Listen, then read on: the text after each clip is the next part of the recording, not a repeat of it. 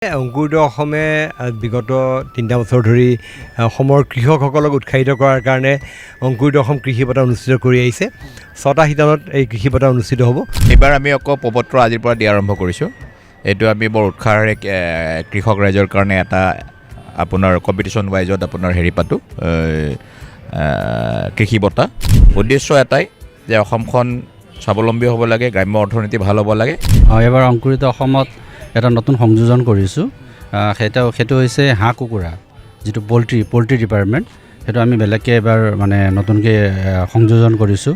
2026 অংকুৰিত অসম কৃষি বঁটা আমি আৰম্ভ কৰিছোঁ আৰু আমি ভাবিছোঁ মে' মাহৰ যদিহে একো বাধা নাহে, মে' মাহৰ 31 তাৰিখে আমি অংকুৰিত অসম কৃষি বঁটা আৰম্ভ কৰিম।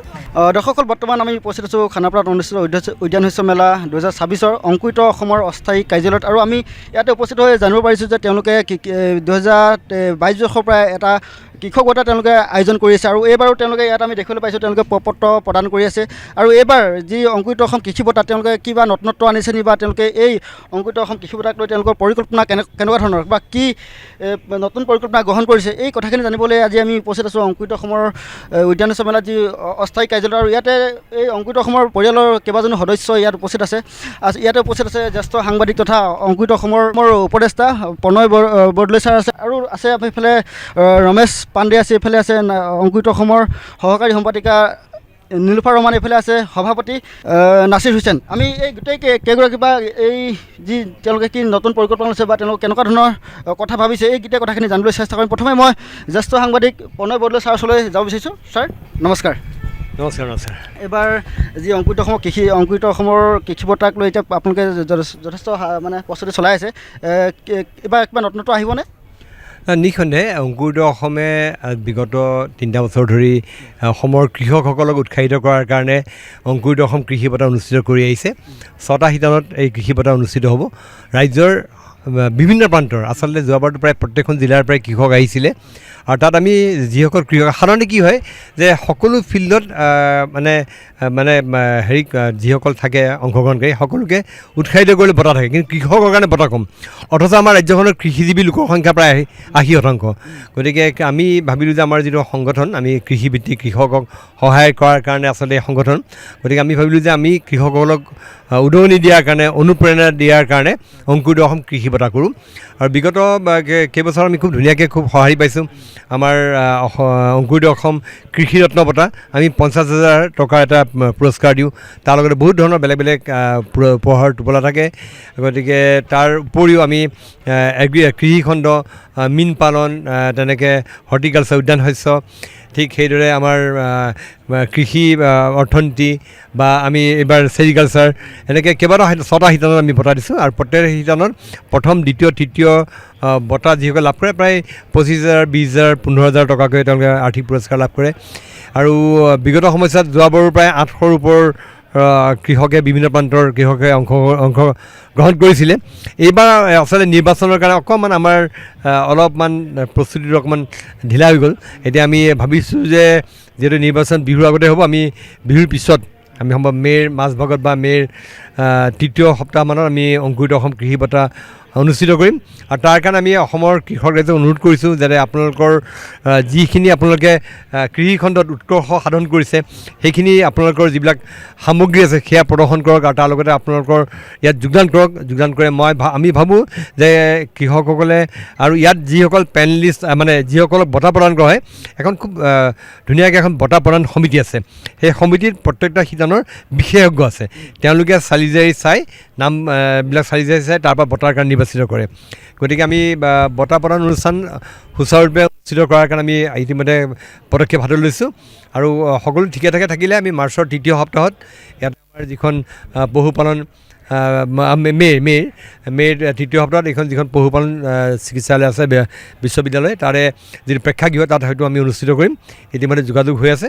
আৰু আমি আশা ৰাখিছোঁ অসমৰ কৃষক ৰাইজে এই বঁটা প্ৰদান অনুষ্ঠানত আমাক সঁহাৰি জনাব। আৰু বিশেষকৈ আমাক পূৰ্বৰ দৰে কৃষি বিভাগ, উদ্যান শস্য বিভাগ, তেওঁলোকে আমাক যথেষ্ট সহায় সহযোগ কৰে। অসমৰ কৃষিমন্ত্ৰীয়েও যথেষ্ট সহযোগ কৰিছে। প্ৰত্যেকবাৰ তেওঁ ইয়াত উপস্থিত আছে মুখ্য অতিথি হিচাপে, তেখেতে বঁটা প্ৰদান কৰি আহিছে। গতিকে এইবাৰো অনুষ্ঠান খুব ভালকৈ হওক, আমি তাৰ কাৰণে ইতিমধ্যে প্ৰস্তুতি আৰম্ভ কৰিছোঁ। দৰ্শকসকল, আমাৰ লগতে আছে অংকুৰিত অসমৰ সভাপতি নাছিৰ হুছেইন। এইবাৰ আমি আকৌ প্ৰপত্ৰ আজিৰ পৰা দিয়া আৰম্ভ কৰিছোঁ। এইটো আমি বৰ উৎসাহেৰে কৃষক ৰাইজৰ কাৰণে এটা আপোনাৰ কম্পিটিশ্যন ৱাইজত আপোনাৰ হেৰি পাতোঁ কৃষি বঁটা। এইটোৱেই কাৰণ যে আমাৰ যিখন অন্নদাতা হয়, অন্নদাতাখিনিয়ে যাতে আপোনাৰ এটা সন্মান পায় আৰু এটা কম্পিটিশ্যন ৱাইজত যদি কৃষি কৰে সেই বস্তুবিলাক, আৰু সেই মেলাখন পতাৰ আমি কি কৰোঁ, এজনে আনজনৰ লগত চিনাকি কৰি দিয়া পৰ্ব, ভাল ভাল দিহা পৰামৰ্শ দিয়া মানুহখিনি আমাৰ লগত জড়িত থাকে। সেই গ্ৰাম্য অৰ্থনীতিৰ ওপৰত ফ'কাছ কৰাৰ কাৰণে এইবাৰ আমি মে' মাহৰ লাষ্টৰ ফালে আমি পতাৰ আমি যোজা জ্বলাইছোঁ। উদ্দেশ্য এটাই যে অসমখন স্বাৱলম্বী হ'ব লাগে, গ্ৰাম্য অৰ্থনীতি ভাল হ'ব লাগে, আৰু অংকুৰিত অসমৰ পৰা আমি বাৰে প্ৰতি কৈ আছোঁ যে অৰ্থনৈতিক দিশটো যিটো প্ৰত্যেকজন খেতিয়কে যাতে অৰ্থনৈতিক দিশটো চাই কেনে খেতি কৰে, তেতিয়া আমি কৃষকসকল আমাৰ সমাজৰ ধনী সম্প্ৰদায় শ্ৰেণীৰ ভিতৰত আহি যাব। এই অৰ্থনৈতিক বিভাগটো যেতিয়ালৈকে আমি চকু নিদিম তেতিয়ালৈকে আমি পিছ পৰি থাকিম অন্য ৰাজ্যতকৈ। তো এইবাৰ এই অংকুৰিত অসমৰ ফালৰ পৰা আমি এই আমাৰ বঁটা প্ৰদান কৰা হেৰিত আমি এইটোতেই ফ'কাছ কৰিম যে অৰ্থনৈতিক ভাৱটো যাতে আমাৰ কৃষকে বেছিকৈ ফ'কাছ কৰে। আমাৰ ৰমেশ আছে, ৰমেশে বাকীখিনি ক'ব। আমাৰ ওচৰত আছে অংকুৰিত অসমৰ সম্পাদক। হয়, আমি এবাৰ অংকুৰিত অসমত এটা নতুন সংযোজন কৰিছোঁ। সেইটো হৈছে হাঁহ কুকুৰা, যিটো পল্ট্ৰি ডিপাৰ্টমেণ্ট, সেইটো আমি বেলেগকৈ এবাৰ মানে নতুনকৈ সংযোজন কৰিছোঁ।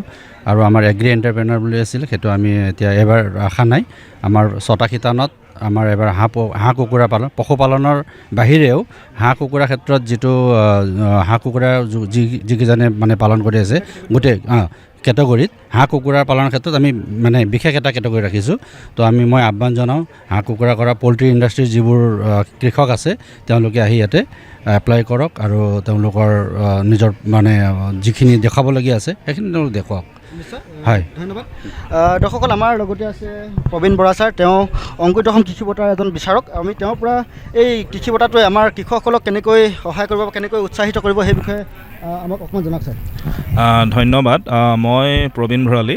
মই অংকুৰিত অসমৰ লগত প্ৰায় 24 চনৰ পৰা অকণমান মই পোনপটীয়াকৈ জড়িত নহ'লেও আওপকীয়াকৈ জড়িত, কাৰণ আমিও যিখিনি বঁটা তাত প্ৰদান কৰে তাতে এটা শিতানত ময়ো বিচাৰক হিচাপে দুবাৰমান অংশগ্ৰহণ কৰিছোঁ। আৰু তাতে দেখিছোঁ যিখিনি বঁটাৰ কাৰণে আমি ধৰক চিলেকশ্যন কৰোঁ বা যিখিনি আমি এপ্লিকেশ্যন আহে, যেতিয়া আমি এছেছমেণ্ট কৰোঁ বা দেখোঁ, বৰ সুন্দৰভাৱে নিয়াৰিকৈ কৰা হয় আৰু প্ৰতিখন কমিটিয়ে সুন্দৰভাৱে কৰে। আৰু এই বঁটাটিৰ যোগেদি দেখা গৈছে যে কৃষকসকলে যথেষ্ট উৎসাহিত হৈছে বা তেখেতসকলে নিজকে এখন প্লেটফৰ্ম পাইছে চিনাকি দিয়াৰ। এইটো এটা বৰ সুন্দৰ কথা। আমাৰ অসমত আমি অসমত কৃষকৰ আমি উন্নতিৰ কথা চিন্তা কৰোঁ, কিন্তু অসমত যেতিয়া আমি কৃষকসকলক এটা সন্মান দিয়াৰ কথা আহে তেতিয়া বহুতে হয়তো এইটো ভাবি নাপায় বা দিয়া নহয়। কিন্তু যেতিয়া অংকুৰিত অসমে কৃষকসকলক সন্মান দিয়াৰ কাৰণে ব্যৱস্থা কৰিলে অংকুৰিত অসমৰ বঁটাৰ যোগেদি, মই ভাবোঁ কৃষকসকলক উৎসাহিত কৰিছে। আৰু মই দেখিছোঁ নিজে, মই যেতিয়া 2 বছৰ বিচাৰক হিচাপে দেখিছোঁ যথেষ্ট সংখ্যক এপ্লিকেশ্যন আহে কৃষকৰ ফালৰ পৰা। এইটো ভাল কথা। আৰু এইবাৰো আমি আশা কৰিছোঁ যে এই যিটো আমাৰ হ'ব বুলি আশা কৰিছোঁ মে' মাহমানত, তো এইবাৰৰ বঁটা যিখিনি বিভিন্ন শিতানৰ বঁটা থাকিব, যথেষ্ট সংখ্যক কৃষকে অংশগ্ৰহণ কৰিব। আৰু ইয়াৰ যোগেদি আমাৰ কৃষকসকলক উৎসাহিত কৰাৰ লগতে কৃষিখণ্ড বা তাৰ আনুষংগিক যিখিনি খণ্ড আছে সেইখিনিক আগুৱাই নিব বুলি আশা কৰিলোঁ। ধন্যবাদ। দৰ্শকসকল, অংকুৰিত অসমৰ অস্থায়ী কাৰ্যালয়তে আজি আমাৰ সৈতে উপস্থিত আছে কৃষি বিভাগ অসমৰ মেডিয়া বিশেষজ্ঞা ৰূপলী বৰা। বাইদেউ নমস্কাৰ। নমস্কাৰ জনাইছোঁ। আৰু প্ৰথমে তোমালোকক ধন্যবাদ জ্ঞাপন কৰিছোঁ, ইমান এটা সুন্দৰ পদক্ষেপ কৃষকসকলৰ বাবে। বঁটা এটাই কৃষকসকলক অনুপ্ৰাণিত কৰে, উৎসাহিত কৰে, নহয় জানো? আৰু এজনে যেতিয়া সেই বঁটাটো গ্ৰহণ কৰে, আন 10জনক অনুপ্ৰাণিত কৰে, আন 10জন তেতিয়া উৎসাহিত হয় আগবাঢ়ি যাবলৈ। আৰু অসমৰ কৃষিখণ্ডক যদি আমি আগবঢ়াই নিব লাগে তেনেহ'লে আমি আমাৰ কৃষকসকলক আগবঢ়াই নিব লাগিব। আমাৰ অসমত এনে বহু কৃষক আছে যিসকল কৃষকে সুন্দৰভাৱে তেওঁলোকে কৃষি কৰ্ম কৰি গৈছে, কিন্তু তেওঁলোকে যিদৰে সেই প্ৰচাৰ পাব লাগে সেয়া হয়তো তেওঁলোকে পোৱা নাই। আৰু তোমালোকে সেই পদক্ষেপ গ্ৰহণ কৰিছা, অংকুৰিত অসমে সেই পদক্ষেপ গ্ৰহণ কৰিছে, সেয়া এটা খুব সুন্দৰ পদক্ষেপ। দৰ্শকসকল, অংকুৰিত অসমৰ যি অস্থায়ী কাৰ্যালয়তে উপস্থিত আছে অসম উদ্যান সমিতিৰ সভাপতি আছে আমাৰ ওচৰতে। তেখেতৰ পৰা আমি আমাৰ অংকুৰিত অসমৰ যি কৃষি বঁটা, সেই কৃষি বঁটাক লৈ তেওঁৰ কিছু অনুভৱ জানিবলৈ চেষ্টা কৰিম। ছাৰ ধন্যবাদ। অংকুৰিত অসমক মই প্ৰথমতে আমাৰ অসম উদ্যান সমিতিৰ তৰফৰ পৰা ধন্যবাদ জ্ঞাপন কৰিছোঁ, আমাক এইখিনি আপোনালোকৰ লগত আমাৰ মনৰ আদান প্ৰদান কৰিব দিয়াৰ কাৰণে। আপোনালোকৰ যিটো কৃষি বঁটা অংকুৰিত অসমে বিভিন্ন দিশত যিখিনি কৃষি বঁটা প্ৰতি বছৰে পাতি আহিছে, আয়োজন কৰি আহিছে, অতি সুন্দৰ পদক্ষেপ। আমি অন্ততঃ অসমৰ কৃষকসকলে এইটোৰ পৰা নিশ্চয় ভাবোঁ যে যিখিনি প্ৰগ্ৰেছিভ ফাৰ্মাৰ আছে তেখেতসকলে এইখিনিৰ পৰা উপকৃত হ'ব আৰু অনুপ্ৰাণিত হ'ব। আৰু এই বঁটাটোৰ পৰা আমাৰ যিটো নৱপ্ৰজন্ম, আজি আমি আমাৰ হৰ্টিকালচাৰ ছ'চাইটিৰো যিটো অসম উদ্যান সমিতিৰ আমাৰ এটা উদ্দেশ্য যে আমি আগৰ যিকেইচাম মানুহে এতিয়া বৰ্তমানৰ যিটো নৱপ্ৰজন্মক আমি উদ্যান শস্যৰ প্ৰতি, কৃষিৰ প্ৰতি,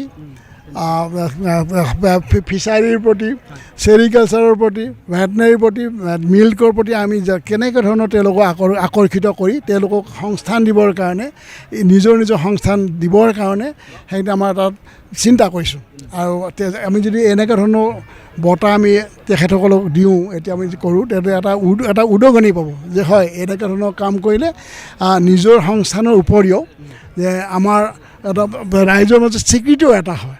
গতিকে সেইকাৰণে মই ভাবোঁ এই যিটো আপোনালোকৰ যিটো প্ৰচেষ্টা, এই প্ৰচেষ্টাটো অতি সুন্দৰ আৰু সমাজক এটা সুন্দৰ এটা মেছেজ দিছে। দৰ্শকসকল, আমাৰ অংকুৰিত অসমৰ যি অস্থায়ী কাৰ্যালয়তে উপস্থিত আছে প্ৰাক্তন উদ্যানেশ্বৰ সঞ্চালক হৰ্ষজ্যোতি বৰুৱা ছাৰ। আজি আমাৰ অংকুৰিত অসম যিটো কৃষি বঁটা আছে তাৰ প্ৰপত্ৰ প্ৰদান কৰি থকা সাজু হৈ থকা হৈছে। সেই সন্দৰ্ভত আমাৰ কৃষকসকলক কেনেকৈ ইয়াত সহযোগ কৰিব লাগে? আপোনালোকৰ এই অনুষ্ঠানটোলৈ আহি মোৰ এটা অনুভৱ হৈছে যে কোনোবা এখিনিতে অংকুৰিত অসম আৰু অসম উদ্যান সমিতিৰ উদ্দেশ্য প্ৰায় একেই।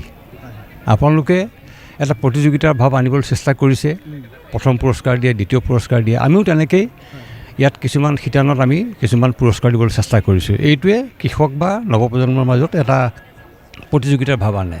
দ্বিতীয়তে আমাৰ মূল উদ্দেশ্য হ'লগৈ যে সজাগতাৰ সৃষ্টি, শেহতীয়া প্ৰযুক্তি যিখিনি আছে কৃষি ক্ষেত্ৰত, সেইখিনি ক্ষেত্ৰত যাতে আমাৰ কৃষক সমাজ, বিশেষকৈ উদ্যোগী সমাজ তেওঁলোকে আগবাঢ়ি আহে। আজি ইয়াতে আপোনালোকে দেখিছে শেহতীয়া যিবিলাক প্ৰযুক্তি আছে বহুতখিনি প্ৰদৰ্শন হৈছে। আমি যথেষ্ট সময় নাপালোঁ আৰু আমি আনিব পাৰিলোহেঁতেন। আপোনালোকে দেখিছে যে ইয়াত এতিয়া পানীৰ ক্ষেত্ৰতে জইন ইৰিগেশ্যন আহিছে, মোৰ ক্ৰপ পাৰ ড্ৰপ এই কথাটোৰ কনচেপ্টটো আনিব বিচাৰিছে। তেনেকৈ চাহৰ ক্ষেত্ৰত দেখিছে, চাহ হ'লগৈ মানে অসমৰ চাহ কেনেকৈ পৃথিৱী বিখ্যাত হৈ আছে আৰু হ'বলৈ গৈ আছে, এই কথাবিলাক ইয়াত আহি আছে।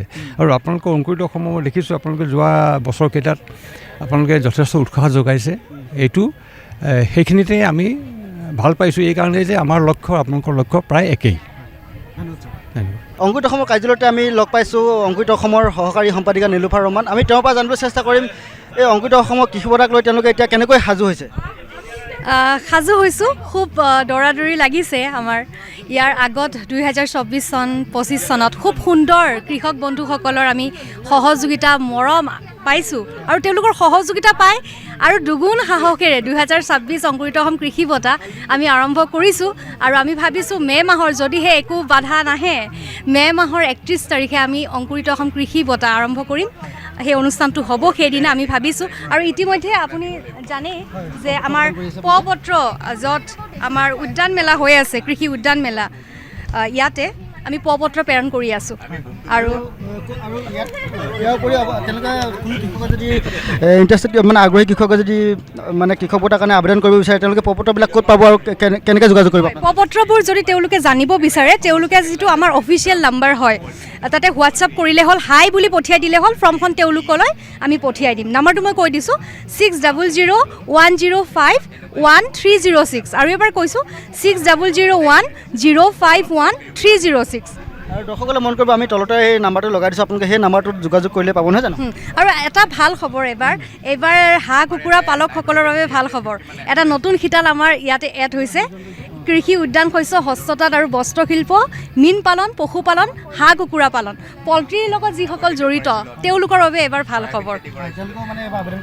একদম এবাৰ। আৰু আশা কৰিছোঁ আকৌ পুনৰবাৰ 2024-2025 চনত যেনেকৈ আমাক সহযোগিতা, মৰম দিছে, এই বৰ্ষটো যেন আপোনালোকে অংকুৰিত অসমৰ কৃষি বঁটাত আপোনালোকে যেন আঁকোৱালি লয়, সহযোগিতা আগবঢ়ায় আৰু দলে বলে যেন আপোনালোকে ওলাই আহে, কৃষক বন্ধুসকল বিশেষকৈ। ধন্যবাদ। পংকজ, আটাইতকৈ ভাল কথা, ইতিমধ্যে তুমি প্ৰণয়দাৰ বাইট ল'লা, আমাৰ সভাপতি, আমাৰ সম্পাদক সকলোৰে বাইট ল'লা, কিন্তু আমাৰ প্ৰতিটো সময়তে স্ক্ৰীণত দেখিবলৈ পায় আপোনালোকে তৃজাক আৰু অফ কেমেৰা আমাক সহায় কৰি আছে আমাৰ টীম কন্যা আৰু আমাৰ কেমেৰাৰ আঁৰত আছে ৰাজা পংকজটো আছেই গতিকে এই টীম অবিহনে আমি আগুৱাব নোৱাৰোঁ যেনেকৈ কৃষক বন্ধুসকলে আমাক সহযোগিতা মৰম আগবঢ়ায় প্ৰতিটো ক্ষেত্ৰত প্ৰতিটো ইভেণ্টত প্ৰতিটো অংকুৰিত অসম কৃষি বঁটাত প্ৰতিটো নিউজত আপোনালোকে যেনেকৈ সঁহাৰি মৰম আগবঢ়ায় ঠিক তেনেদৰে আমাৰ এইটো টীমক মৰম আশীৰ্বাদ দিব আৰু আকৌ কৈছোঁ অংকুৰিত অসম কৃষি বঁটালৈ আবেদন কৰক পত্ৰ আপোনালোকে লওক আৰু